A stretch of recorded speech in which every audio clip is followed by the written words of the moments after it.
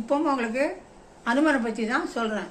சிரஞ்சீவியாக இருந்தவர்கள் உலகத்தில் யாரையாவது நம்ம வாழ்த்துறோம்னா சிரஞ்சீவியாக இரு அப்படின்னு வாழ்த்துறோம்ல, அதுக்கு காரணம் 7 பேர் உண்டு. அந்த 7 பேரில் ஒருத்தர் விபீஷணர்.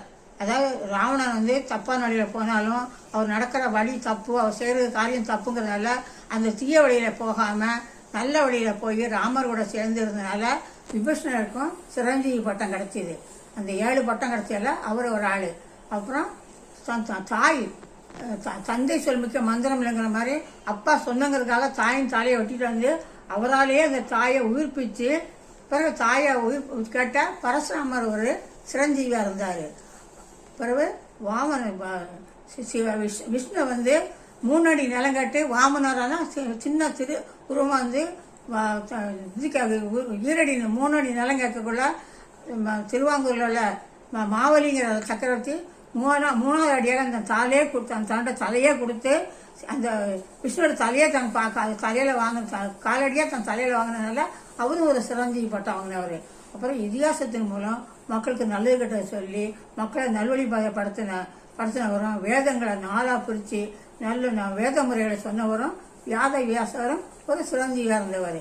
அப்புறம் எல்லாத்துக்கும் சிவனே கதி, சிவன் இல்லாமல் எனக்கு யாரும் கதி கிடையாது, எனக்கு சிவன் தான் கதின்னு சொல்லி சிவனே கட்டிப்பிடிச்சு யமனிடம் தன் உயிரை மீட்ட மார்க்கண்டேயரும் ஒரு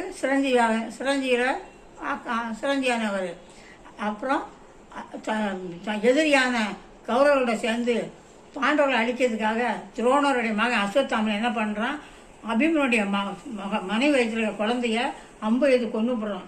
அந்த பாவத்துக்காக நீ எப்பவும் இருந்து கஷ்டப்பட்டுக்கிட்டே இருன்னு சொல்லி சிரஞ்சீவி பட்டம் கொடுத்து இதனால் அந்த அஸ்வத்தாமன்கிறவனும் அந்த கஷ்டத்தில் அதான் சிரஞ்சீவி பட்டம் நல்லா சந்தோஷமாக இருந்தாங்க.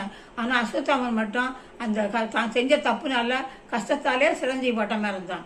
ஆனால் எந்த எதிர்பார்ப்பும் இல்லாமல் எந்த ஆசையும் இல்லாமல் எந்த விருப்பமும் இல்லாமல் சிரஞ்சீவி பட்டம் வாங்கினது நம்ம ஆஞ்சநேயர் தான்.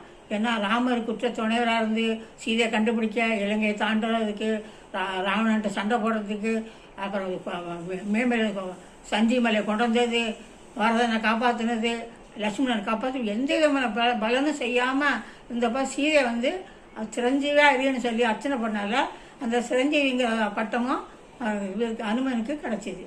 இந்த அவங்களை கும்பிட்டா நமக்கு அந்த இதை கும்பிடுறதுலேருந்து எல்லா பலனும் கிடைக்க மட்டும் இல்லை, பயம் இல்லாமல் இருக்கும், கணவன் மனைவிகளை ஒற்றுமை இருக்கும். ஏன்னா அவர் ராமனை சேர்த்து வச்சார்ல, அந்த ஒற்றுமை கிடைக்கும், சந்தோஷமும் நிம்மதியில் எந்த காரியம் எடுத்தாலும் வெற்றி கிடைக்கும். அவங்க மன வலிமையும் எல்லா வீர பராக்கிரமசாலியாக வருவாங்கங்கிறதும் ஒரு ஐதீகம்.